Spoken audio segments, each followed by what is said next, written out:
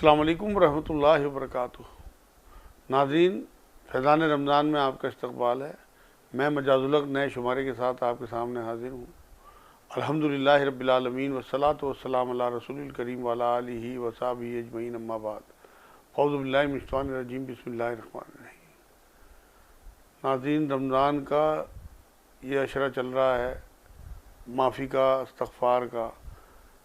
اس میں ہمیں یہ چاہیے کہ ہم اپنے گناہ یاد کر کر کے اللہ کے آگے گڑ گڑائیں، توبہ کریں، معافی مانگیں۔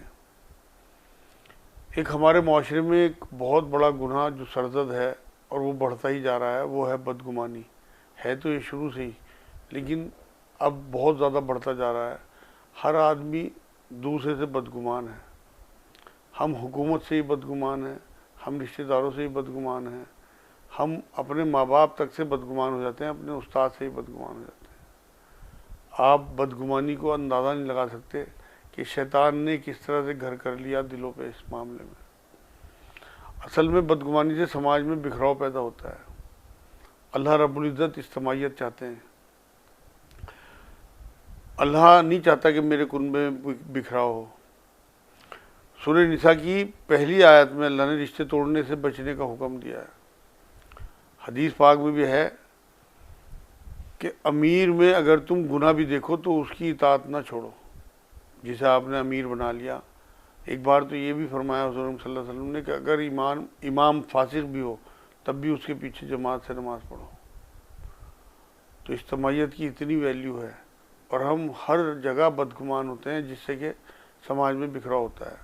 اللہ جب یہ کہتا ہے کہ تمام مخلوق میرا کنبہ ہے، اب ہم یہاں بیٹھے امریکہ کے، آسٹریلیا کے، انگلینڈ کے لوگوں کے بارے میں بدگمانی کرنے لگے کہ وہ تو فحاشی کرتے ہوں گے، وہ تو پتہ نہیں کیا کیا کرتے ہوں گے، تو یہ اللہ کے کنبے پہ الزام لگانا ہے جب تک ہم آنکھوں سے نہ دیکھیں۔ میرے پاس آنے والوں میں بہت بڑی تعداد لوگوں کی ایسی ہے، بلکہ میں اگر 90% کہوں تو اس میں مبالغہ نہیں ہوگا، کہ وہ ایک آتے ہی یہ بات کہتے ہیں کہ ہمارے پاس کسی نے کچھ کرا دیا۔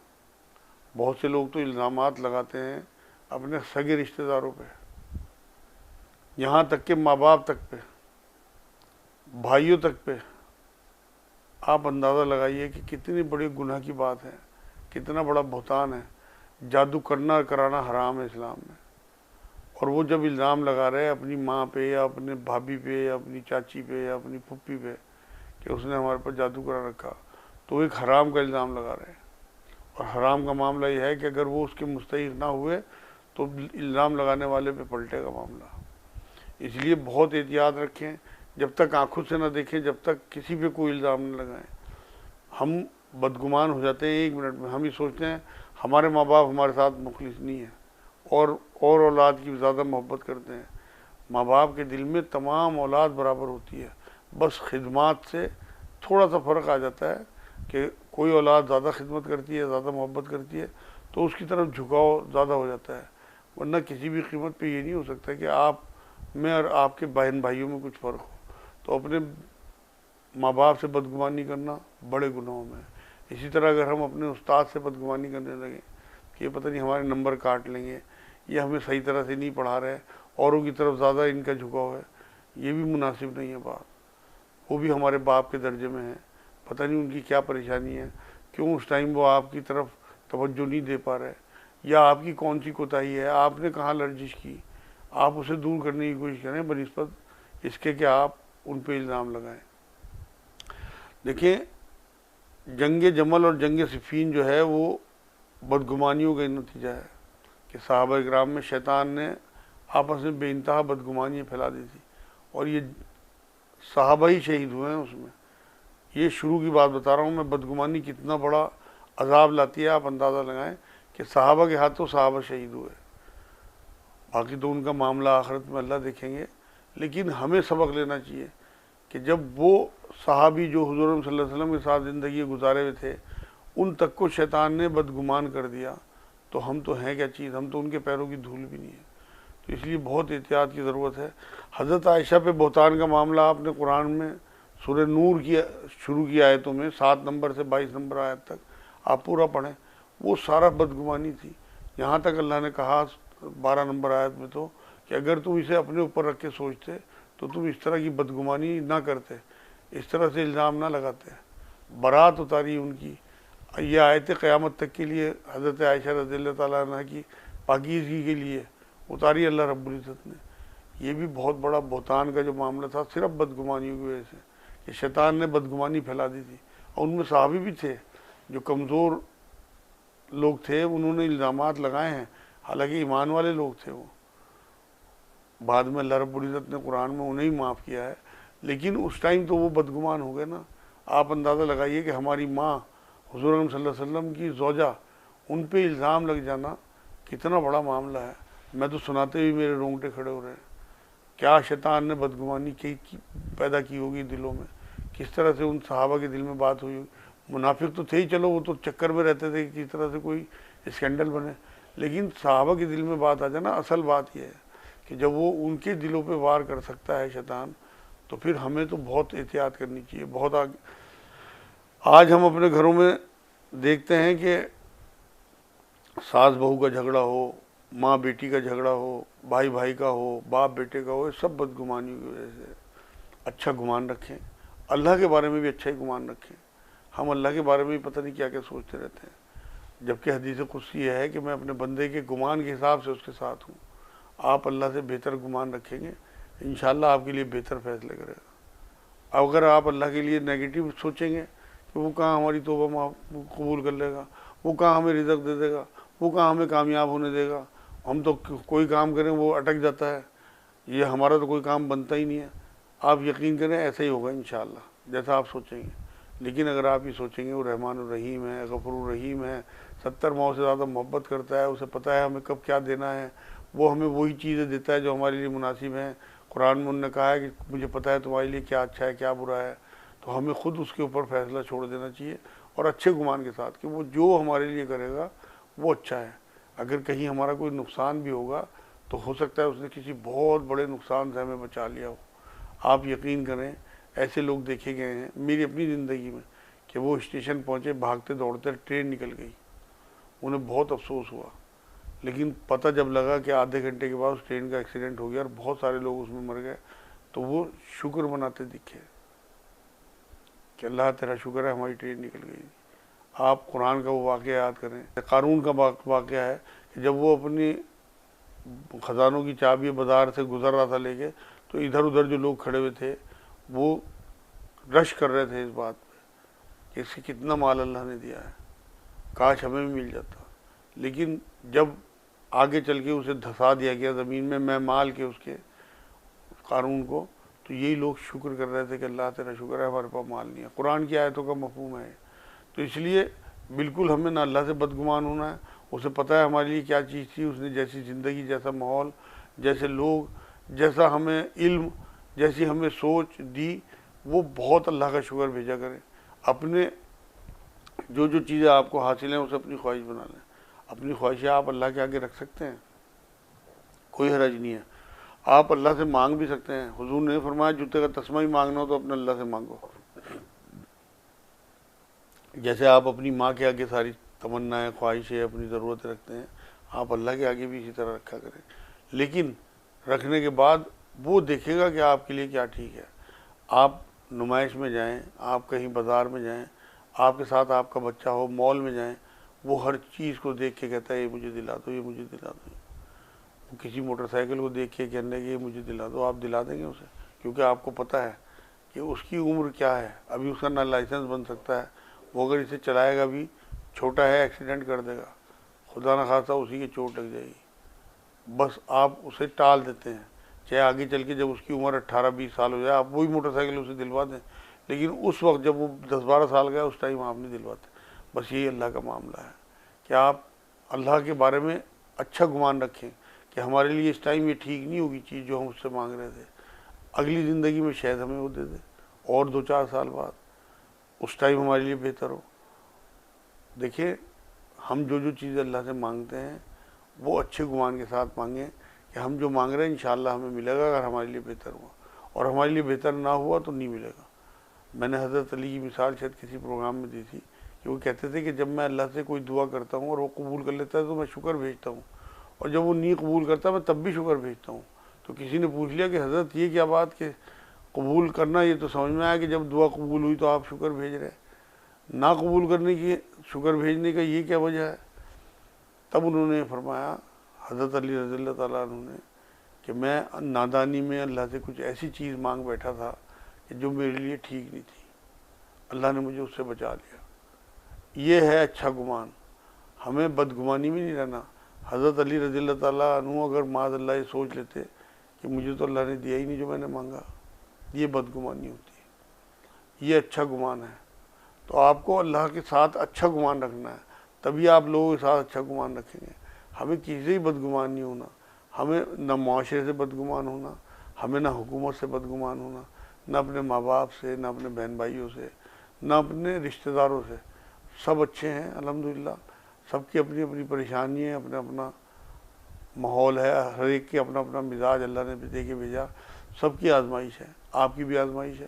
آپ اگر بدگمانیوں میں زندگی گزاریں گے، قرآن یہ کہتا ہے کہ جو لوگ بدگمان ہیں وہ بڑے گناہوں میں ہیں، مطلب حرام ہے میرے نزدیک تو قرآن کی عنایتوں کے حساب سے بدگمانی کرنا۔ بہن بھائیوں، میں دیکھتا ہوں کہ ہمارے اوپر کوئی پریشانی آ جائے، کوئی مصیبت آ جائے، کوئی بیماری آ جائے، کوئی ایکسیڈنٹ ہو جائے یا کچھ بھی ہو جائے تو ہمیں یہ لگتا ہے کہ ہمارے اوپر کسی نے جادو کرا دیا ہوگا،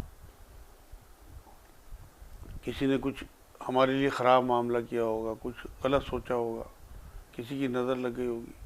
آپ تمام اپنا نفع نقصان اللہ کے سپرد کر دیں، حضور پاک کی وہ حدیث یاد کریں کہ تمام دنیا مل کے بھی آپ کو اتنا ہی نفع پہنچا سکتی ہے جتنا اللہ نے لکھ دیا، تمام دنیا مل کے آپ کو اتنا ہی نقصان پہنچا سکتی ہے جتنا اللہ نے لکھ دیا۔ بیماری دینے والا، ایکسیڈنٹ دینے والا، بیماری لینے والا، شفا دینے والا سب اللہ ہے۔ جادو اللہ کی مرضی کے بنا کام نہیں کرتا۔ آپ تمام جادوگروں کو فرعون نے اکٹھا کر دیا تھا، قرآن میں آیتیں ہیں، اور موسیٰ علیہ السلام پہ جادو کام نہیں کیا کیونکہ اللہ کا حکم نہیں تھا۔ تو جادو محتاج ہے اللہ کا، بنا اللہ کی مرضی کے آپ کے اوپر جادو نہیں ہو سکتا۔ آپ کی آزمائش کے لیے اللہ نے جادو کرانا ہوگا تو وہ ہواؤں سے بھیج دے گا، اسے کسی جادوگر کی ضرورت نہیں ہے۔ تو اس لیے اپنے رشتہ داروں سے، بدگمانیوں سے بالکل بچیں۔ کوئی بیماری آئے اس کا علاج کریں، بچے نہ ہوں ان کا علاج کریں، مطلب ہر چیز کو۔ میرے پاس آنے والے لوگوں میں بہت سارے لوگ یہ کہتے ہیں جی ہماری تو کوک بندھوا دی، کتنی بڑی بدگمانی ہے۔ کوئی کہتا ہے ہمارا رزق بندھوا دیا، کوئی کہتا ہے کسی نے کچھ کرا دیا۔ اتنی ذہنی پریشانی مجھے ہوتی ہے کہ جس امت کے رسول صلی اللہ علیہ وسلم اتنی بہتر تعلیمات دے کے گئے ہوں اور بدگمانی کو حرام بتا کے گئے ہوں، اور وہی امت بدگمانی میں لگی ہوئی ہے۔ آپ یہ دیکھیں کہ کتنی عیش کر رہے ہیں غیر ملکوں کے لوگ، حالانکہ ان کے پاس ایمان نہیں ہے۔ انگلینڈ ہے، آسٹریلیا ہے، وہاں کو اس طرح تعویذ گنڈے ہو رہے ہیں۔ ہمارے ہاں تو ذرا ذرا سی بات پہ تعویذ گنڈوں کے چکر میں پڑ جاتے ہیں۔ یہ سب ایمان کے خلاف ہے، کیونکہ ہمیں یہ اندازہ ہوتا ہے کہ فلاں نے ہمارے پاس کچھ کرا دیا، کیونکہ ہم بدگمان ہوتے ہیں۔ آج گھروں کا حال یہ ہے کہ ساس جو ہے وہ اپنی اقتدار کے لیے بہو سے بدگمان ہے کہ میرے خلاف سازشیں کر رہی ہوگی۔ شریف شوہر اگر باہر دیر کر دے گھر سے آنے میں تو عورت جو ہے وہ اس پہ الزام لگاتی ہے، بدگمان ہو جاتی ہے کہ کسی عورت کے ساتھ ملوث ہوگا۔ گھر میں اگر اپنی بیوی کو بات کرتے ہوئے شوہر دیکھ لے تو وہ یہ بدگمان رہتا ہے کہ اپنے مائکے والوں سے زیادہ جڑی ہوئی ہے، انہی کی کرتی رہتی ہے، پتہ نہیں ہماری کیا کیا باتیں وہاں پہنچاتی ہوں گی۔ بچوں کے بارے میں جب تک آنکھوں سے نہ دیکھیں کسی بھی قسم کی کوئی بدگمانی نہ کریں۔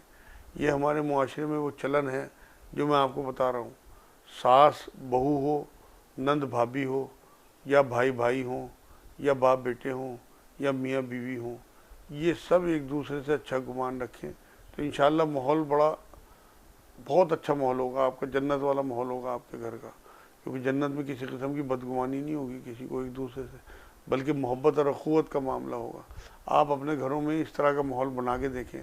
یہ موسم بہار ہے، نیکیوں کا، اس ٹائم توبہ کرنا بھی آسان ہے۔ پچھلی بدگمانیوں پہ اپنی توبہ کریں، اللہ رب العزت سے دعا کریں کہ ہم اس مہینے کا زیادہ سے زیادہ فائدہ اٹھا سکیں۔ جتنے بھی ایام گزر گئے اس میں جو کمیاں رہ گئیں، کوتاہیاں رہ گئیں، باقی آنے والے ایام میں وہ کوتاہی نہ ہو، ایسا معاملہ اللہ سے دعا کریں۔ اب آپ یہ دیکھیں کہ اس کے لیے آپ کو اعوذ باللہ من الشیطان الرجیم بھی پڑھتے رہنا چاہیے، کیونکہ یہ شیطان ہی ہے جو ہمیں بدگمانیوں میں ڈالتا ہے۔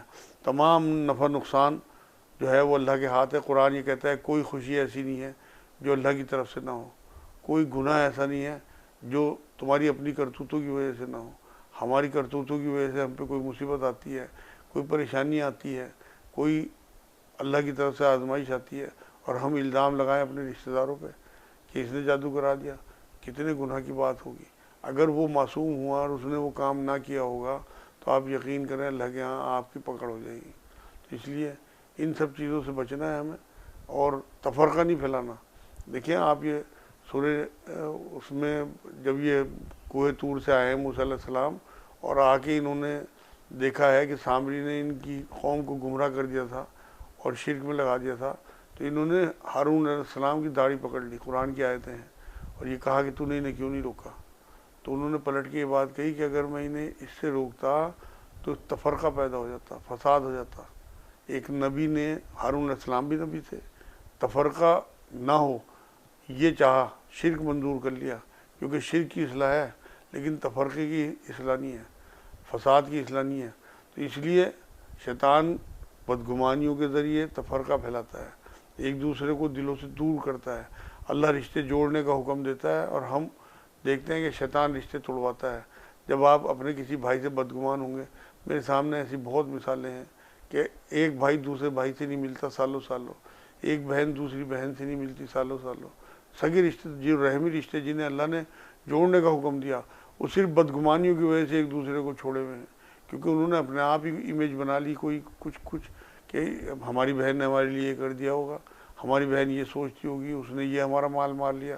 آپ کبھی بھی کسی بھی قیمت پہ، جب تک آپ آنکھوں سے نہ دیکھو، کسی پہ کوئی الزام نہ لگاؤ۔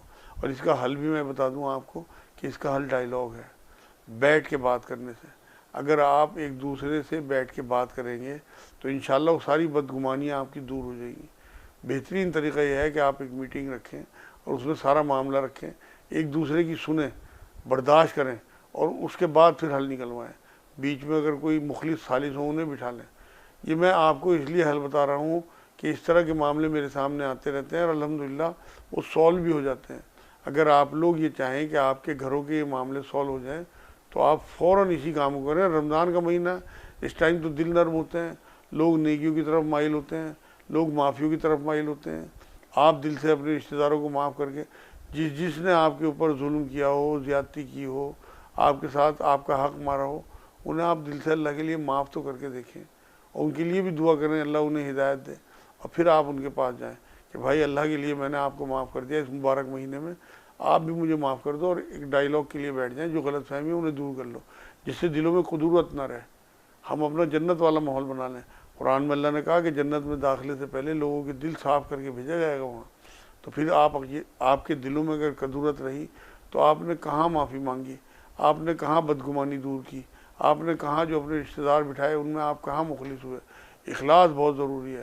دل سے آپ پہلے طے کریں کہ میں اللہ کے لیے سولو کرانا چاہتا ہوں یہ معاملہ، تب لوگ جو بیٹھیں گے وہ بھی مخلص ملیں گے آپ کو، اور سامنے والے کے دل کو بھی اللہ بدلے گا۔ دیکھیں حضور صلی اللہ علیہ وسلم نے ایک بار کیا فرمائی، حدیث قدسی ہے کہ اللہ کہتا ہے کہ تمام مخلوق کے دل میری 2 انگلیوں کے مابین ہے، وہ جیسے مرضی گھماتا ہے انہیں۔ تو وہ جو سامنے والے آپ کے جو دشمنی میں یا آپ کے رشتہ دار بدگمانی کی وجہ سے آپ سے دور ہوئے ہیں، ان کا دل بھی تو اللہ ہی کے ہاتھ ہے۔ یہ مبارک مہینہ ہے، آپ 2 نفل پڑھ کے اللہ کے آگے گر جائیں تو اللہ، میں نہیں چاہتا کہ میری موت جو ہے وہ رشتہ داروں سے دوری میں ہو، کیونکہ وجہ یہ ہے کہ اگر آپ خدا نہ خواستہ، اللہ نہ کرے رشتے توڑ کے اللہ کے یہاں پہنچے تو بہت برا حشر ہونے والا ہے۔ جن چیزوں کو اللہ رب العزت نے قرآن میں منع کیا ہے وہ چیزیں اللہ کی مخالفت ہیں۔ رشتے توڑنے کو اللہ نے منع کیا ہے۔ آپ کی تمام تر کوششوں کے باوجود اگر آپ کے رشتہ دار نہ مانیں تو کم سے کم آپ اللہ کے یہاں سرخرو ہو گئے، پھر ان سے پوچھ تاچھ ہوگی، آپ سے نہیں ہوگی انشاءاللہ۔ تو میری باتیں آج بدگمانی کے حوالے سے آپ لوگوں کی شاید سمجھ میں آ جائیں۔ اللہ کرے میں بھی ان پہ عمل کرنے والا بنوں اور اس مبارک مہینے کا زیادہ سے زیادہ ہم فائدہ اٹھا سکیں۔ وما علینا الا البلاغ۔ السلام علیکم ورحمۃ اللہ وبرکاتہ۔